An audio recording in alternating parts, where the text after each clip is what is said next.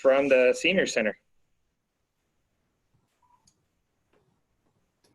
So guide me through to get to my desktop. Okay. You should have a share screen on the bottom. Yep, there you go. You guys see my PowerPoint yet? Yes. Okay. Yes.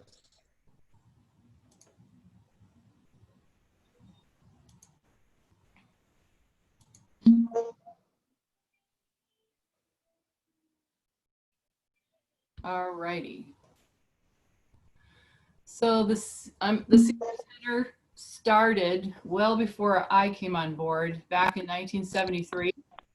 And from what I have learned, it was in coordination with the Rotary. And so we're celebrating a 50th anniversary just like the Rotary this year. And it was a combination effort, I think, of several Rotarians that brought together the idea to start the Senior Center, and they put a lot of their own time and investments. I understand that many of them took out actual second mortgages potentially on their homes. So the Rotary has played a huge role in the Senior Center through the years. So it's been a very strong partnership. We've had a number of Rotarians on our board, and that continues to be the case. So like I said, Rotary is a really strong part of what the Senior Center is all about.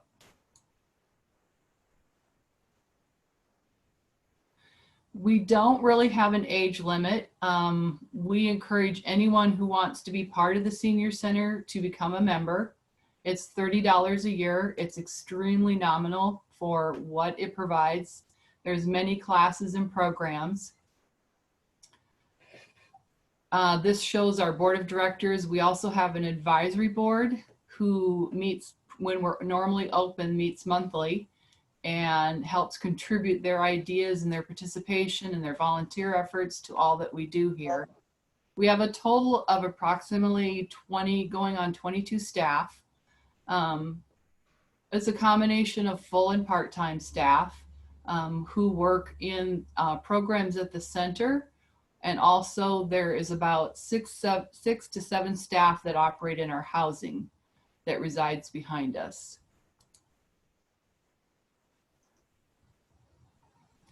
We have a number of different activities that occur here. We provide space for the Boy Scouts. AARP has trained volunteers that provide a tax service every year from about January to April. And that is a much needed service for many people who are trying to delve through those submissions and so forth. We have a number of other partnerships. We have forums with the library and other groups. We coordinate with the Lakewood and the Arlington High School groups. They often come and help serve and participate. Arlington has been the entertainment for our volunteer appreciation event in the past. And Lakewood has participated in our Lifetime Achievement Breakfast, which is our largest fundraiser of the year. We focus on health and wellness. We have various classes trying to fit the levels of our seniors' abilities. So we have the Fun, Fit, and Functional that happens twice a week. We have our chair dancercise. It's for people that need to be seated. We have Tai Chi.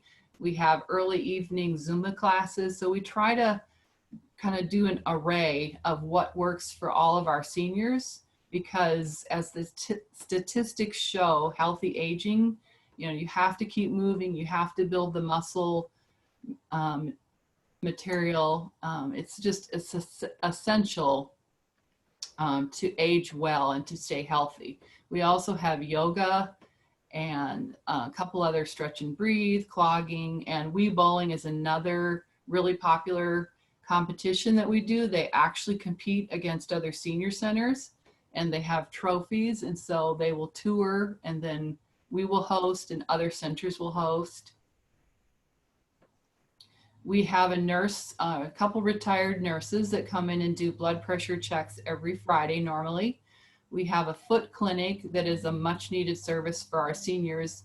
Medicare only covers periodically for people to go to, for example, a podiatrist.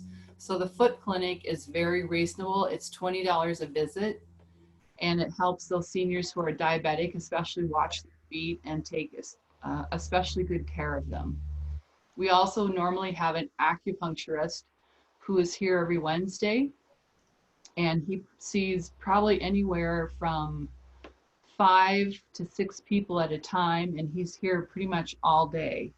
And that helps a number of our individuals with pain management. And we've had a number of success stories from our seniors who deal with chronic pain, and it's been very beneficial. We also hold an annual health fair that we bring in vendors from the community. We do Medicare open enrollment. We do a medical equipment loan program that we are currently operating right now. We also have an outreach individual on staff who helps meet with people for the Medicare open enrollment. If people aren't really sure where to turn, we have a hearing aid service that's in conjunction with an entity from Stanwood. So there's a lot of different areas in the healthcare area where sometimes seniors just really aren't sure where to turn. They feel a level of comfortability here. So it's a good connection for us to provide as many of these different areas here as possible. We do meals throughout the week. Normally Fridays are a very large day here. We'll have as many as 60 to 70 people with entertainment and a hot meal. And when we're normally open, we do hot meals 4 days a week. Right now, because we're closed, we're doing a cold meal from the back of our kitchen 4 days a week. And then we're doing a hot meal on Fridays. So we're trying to still help the seniors and provide that important nutrition for them, even though we're closed. And we also operate our food room when we're normally open.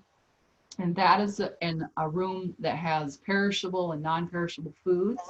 And we have a food truck that with volunteers, they go to local grocery stores like Safeway or Albertsons, different stores in the areas. Grocery Outlet is a partner with us, and that's through the Food Lifeline program. And they donate items to us, and then our seniors are able to go through, and it really helps supplement their groceries. And then we also operate a food bank for the residents of our housing. And they can come through every Tuesday, and we're still operating that right now. And then they are able to get some items that also help offset their, excuse me, their grocery bill. So we realize that nutrition is a huge role in so many seniors' lives, and that they continue to keep that well-balanced diet because it helps prevent diabetes and a number of other heart and other conditions that are so prevalent in older adults. These are some of our statistics from the various programs that we run. And we have a number, not only with the fitness classes, we have a book club, bridge, we show movies every week. We have a very large pinochle group that meets every Thursday night with about probably 40 to 50 people, and they do a potluck. We do a lot of day trips. And of course, we talked about our lunch program. We also have a significant number of arts and crafts classes. We have, they have oil painting, they have music classes, karaoke, keyboard lessons. We try to keep as many programs going as possible because it really keeps the seniors engaged, and it prevents that isolation that a lot of them face by living alone. These are a couple of pictures of our food bank on the left, and then our food room is on the right.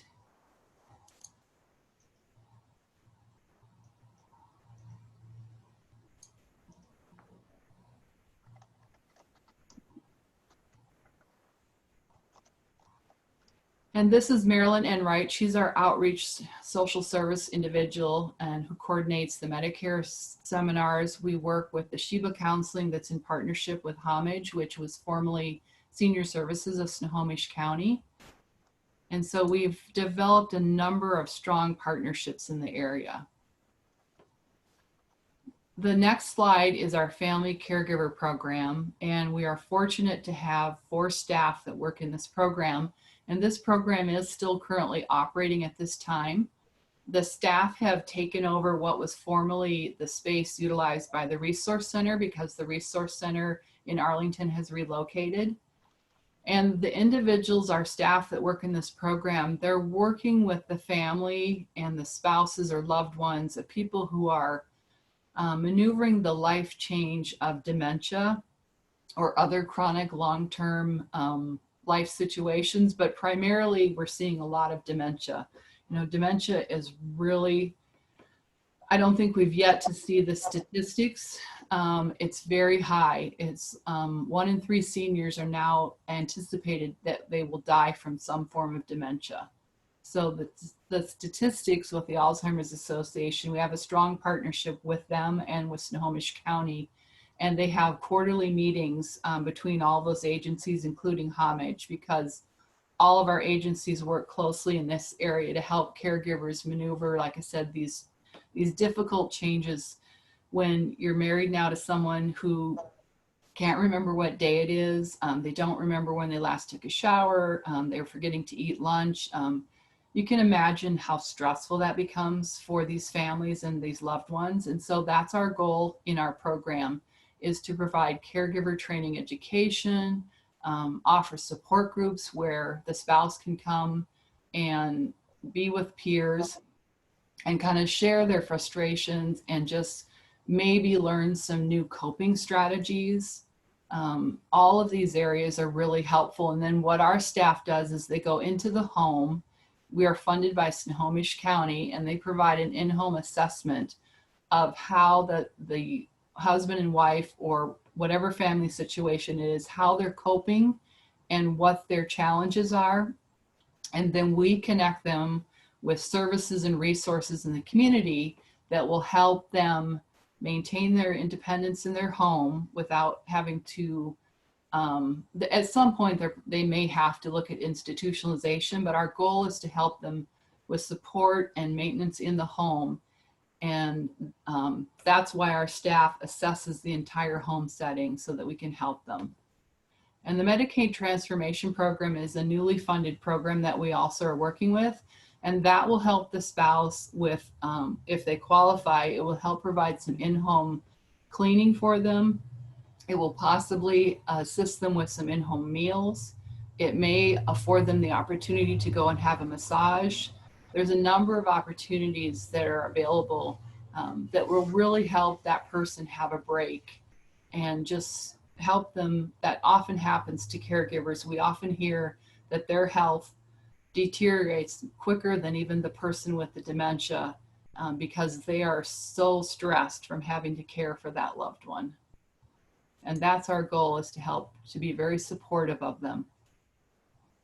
And basically, this is our definition. A caregiver is a relative, family, or friend, anyone who's of 18 years or older. And so there's really no boundaries for us working with individuals. And this tells you a little bit about the Medicaid Demonstration Project. It's a new program primarily in the state of Washington. And we've been very fortunate because we started out with case management of about 20 clients. And we are actively currently in the process of growing that program to where we work, probably by September, we're going to have 100 families that we're working with to case manage.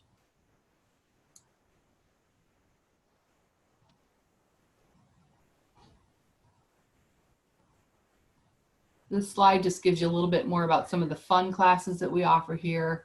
Like I said, we really try to connect people. Often people will come to us, they've been through the loss of a spouse and they just don't know where to turn. They're dealing with depression, and our goal is to help them feel engaged so that they can come here and feel connected. We want them to avoid, which does happen, becoming alcohol dependent, possibly drug dependent. So many of those go hand in hand at times with depression. And so that's the vital part of many senior centers, is keeping the individual connected as they age and helping them to age in a healthy, positive manner. And so that's why we implement as many programs as possible.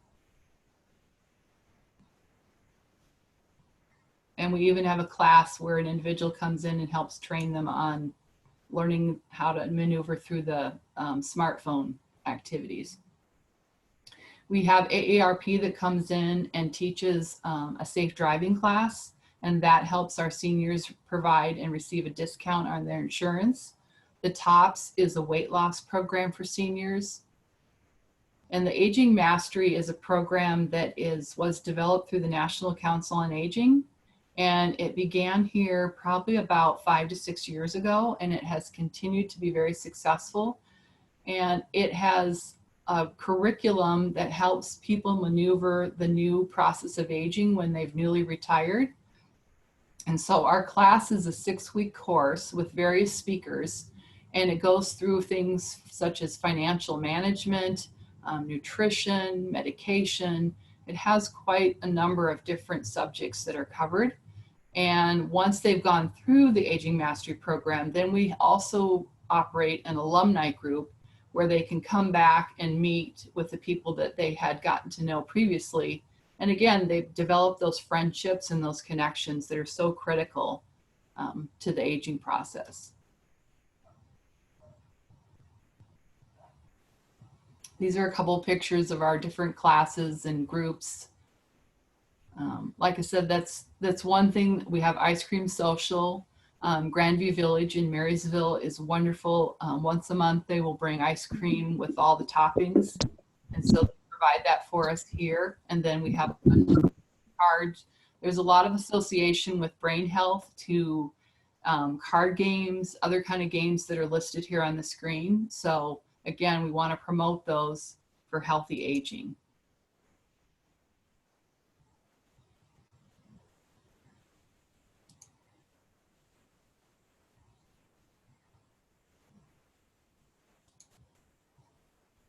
We have a couple different days. Every month we try to recognize various holidays that are occurring.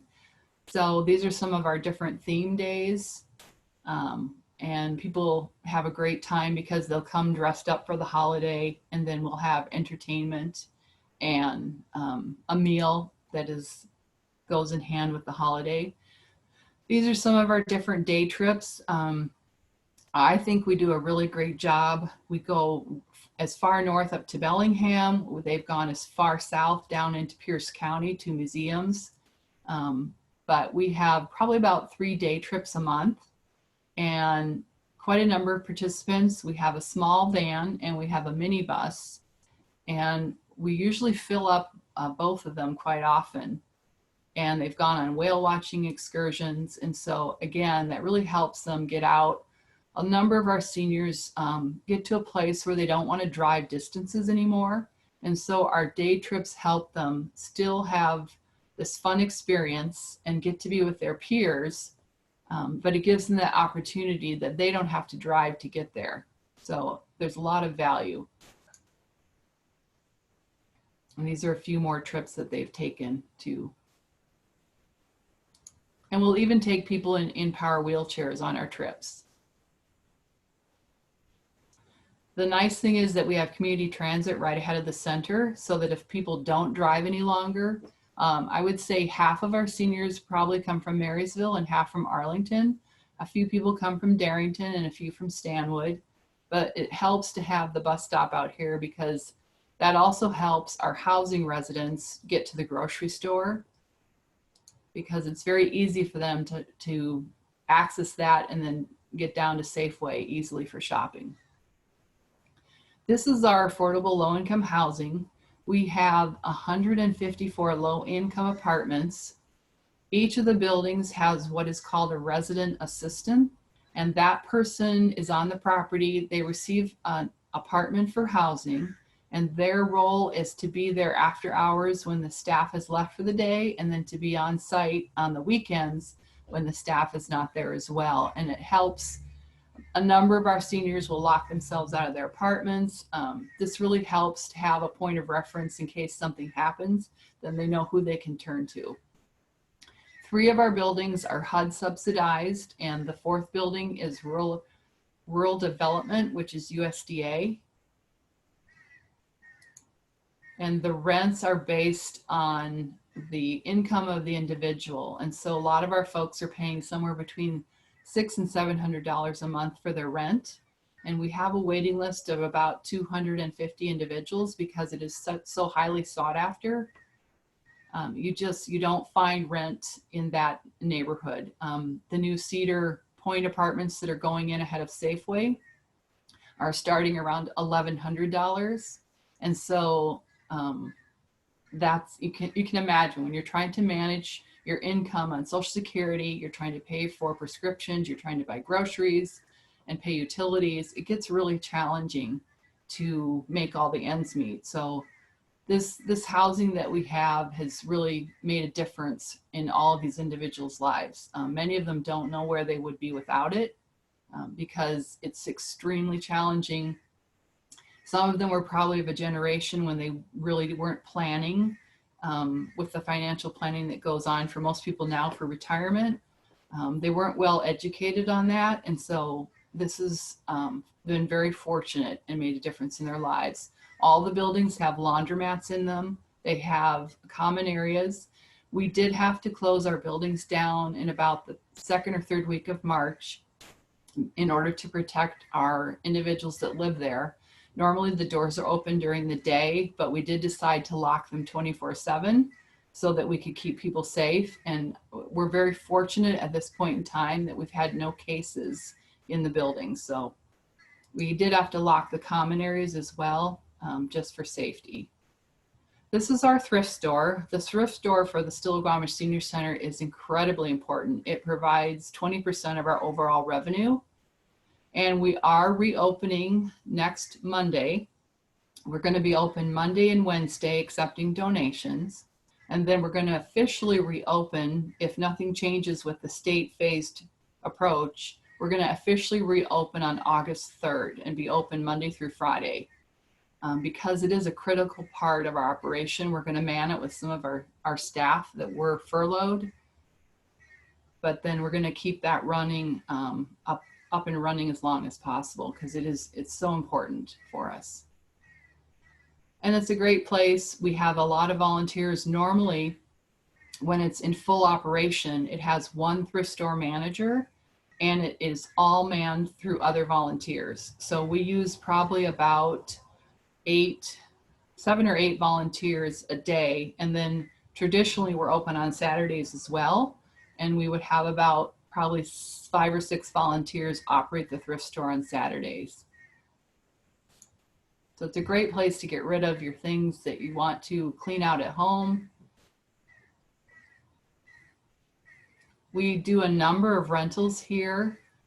We had just started renting to a church before we had to close, and we did have to close March 5th because of the COVID situation.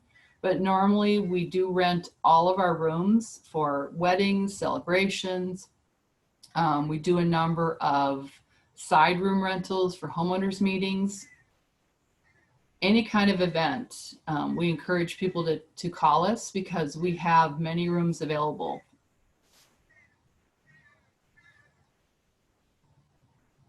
Volunteers are a huge part of what we do. We use volunteers in the kitchen throughout the week. We use volunteers at our front reception desk.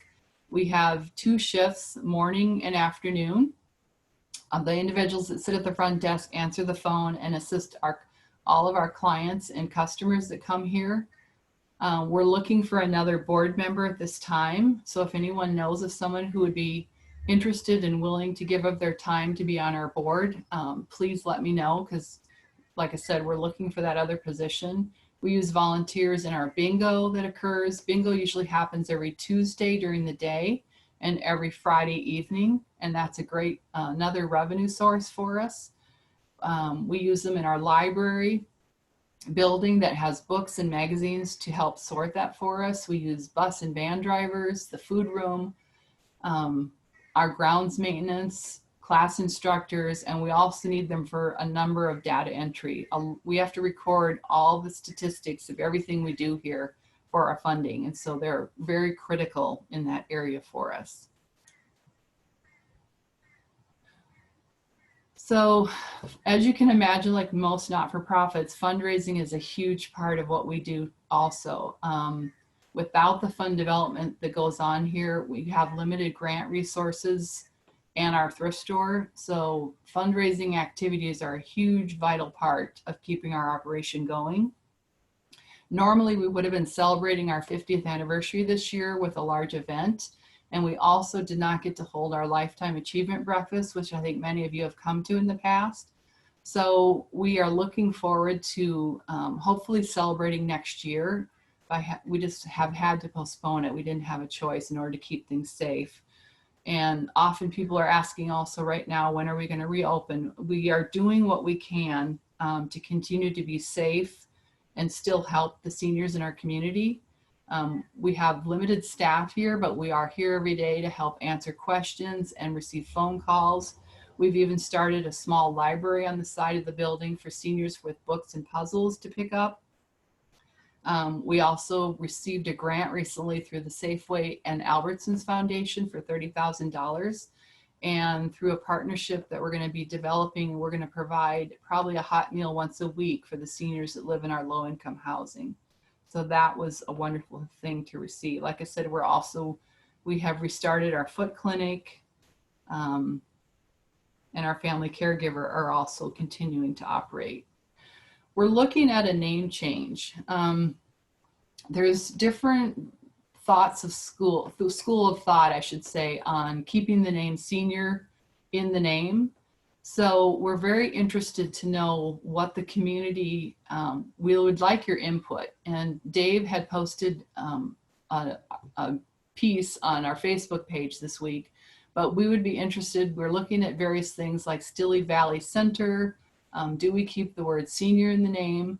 So we really appreciate your input if you would contribute to that. It's important for us. We don't want to be associated. I'd say traditionally we've been associated with the tribe, and people often think that when you're part of the tribe, you have significant funding. That's not the case. Funding, like for most not-for-profits, in our case, is always a tight budget. And so that's why we feel it's very important to have the right name that represents who we are and what we're doing in the community. So that is my presentation today. Are there any questions that I can answer from anyone? Hey, Danette, this is Dave. I might clarify, people are looking at that 1973 and are thinking, well, that's not 50 years. Well, the Senior Center started meeting at the Pioneer Hall in 1970. Right. The main hall was actually built in 1973. That the building on the left was done all with volunteer labor, and our Rotary Club, spearheaded by Bob Williams, we put the roof on that building. That was one of our first service projects.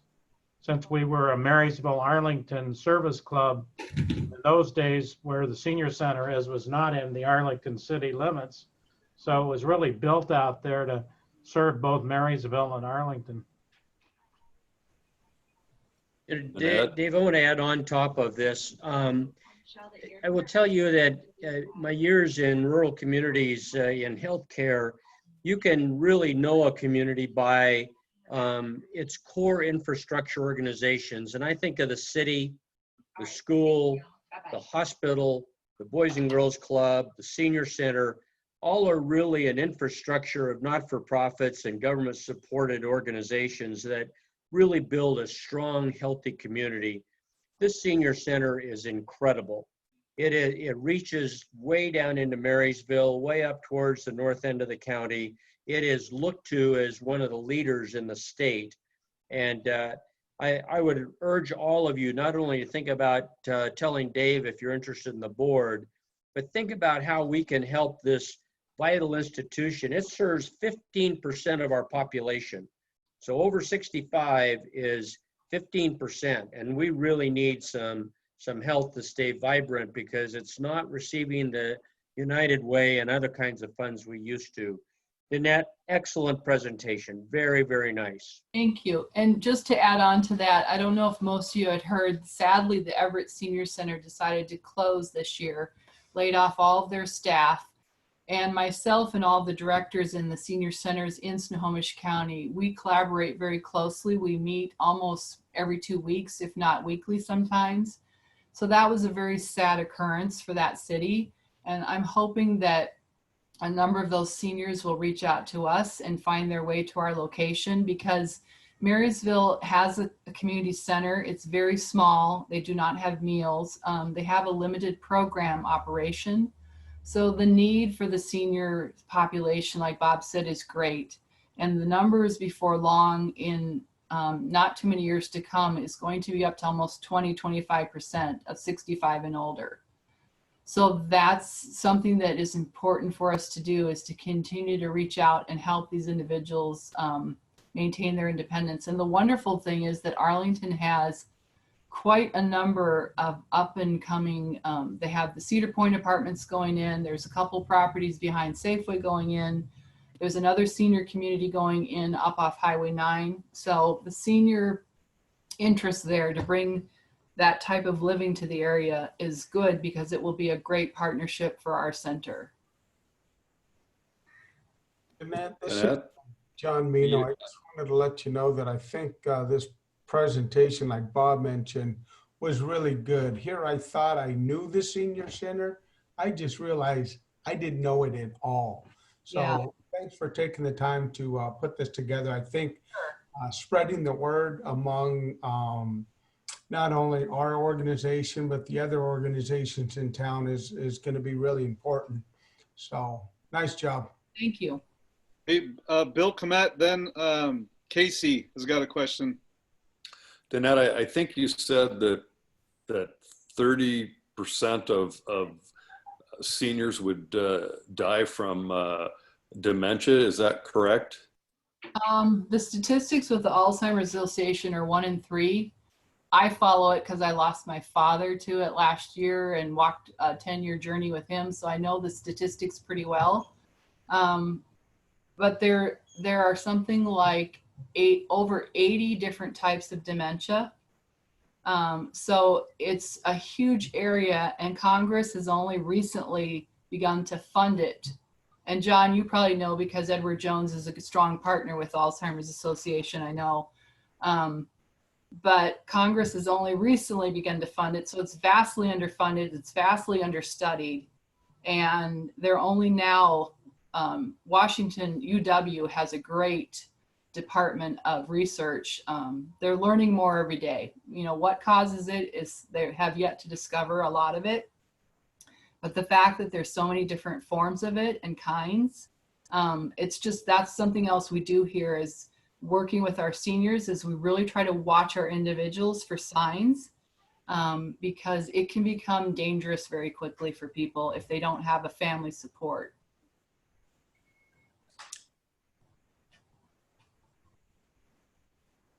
Casey, do you have a question? I do. I have a serious question and also kind of a silly one. I'm going to start with the silly one. How many weddings have you had from seniors meeting each other at the center? Well, I've only been here 3.5 years. Before coming here, I was the director at the Bothell Senior Center. And just to explain my background, then I ran the Meals on Wheels program for 21 years in Orlando, Florida. So I've worked with seniors my entire career. In Florida, we had a number of people meet in our congregate settings. And sometimes they wouldn't get married because it was a reduction in their benefits. They would just become companions living together. But since I've been here, we actually have had a couple that met in our pinochle group and got married, and they have their reception here. So, you know, who's to say what the future holds? It's pretty special. Well, I missed Dale Duskin's wedding. Maybe he could do it again and we could have another reception. I did have kind of a more serious question too. I'm curious how much interaction you have with the Camano Island Center, just considering they went through their name change a few years ago. Right. There was just a lot of hesitation and question with that really big move, but it has completely changed the dynamic of that center and what they're able to do with the community. And recently on a long drive with Dave, he had mentioned some of the things that your center does that I was completely unaware of, that I've been going all the way up to Camano for. Right. My we can do that here. Yeah, Do you have any interaction with them or? I do. Yeah, Bonnie is part of our group that meets regularly. And so that's part of our connection. When we are required to meet quarterly normally with the county because we're funded by the county, each of us. But then we decided to collaborate ourselves. And so we meet right now by Zoom, like I said, very often. And it's a really good peer sharing and collaborative group because we can learn from each other. We can share ideas. So yeah, I have getting to know Bonnie even more so through our meetings. And Monroe also went through a name change. They call themselves the community center now, but it's something that a lot of different senior centers go through from time to time is how do you determine that fine line if you don't want it to think of the place where only old people go. You want it to be a vibrant place. And so I think we all struggle with the challenge of what kind of programs do we offer. But there's a lot of opportunity. That's part of why we started the Zumba in the evenings. There's a lot of opportunity to reach out to other age groups and bring them in through another avenue. And then through that avenue, they get to know our programs and services and may even become a volunteer or any number of different connections. It builds a whole partnership within the community. I would strongly encourage each of you to think about being a member of the senior center for only $30 a year. It's a good way to make a small contribution to the center. Exactly. Every bit helps and makes a difference here. So Is Matt eligible? any age. Okay. Second. Any other questions? Well, you guys have been awesome. You know, sadly, I don't know. It's too hard to tell right now that we'll be, may or may not. I'm probably thinking not, but have our Christmas dinner. But that has been a huge thing for our seniors here every year, and they have so looked forward to that. So we're taking it one day at a time. We're being very careful and staying connected with people. All right, very good. Thank you so much, Danette. Sure. So meeting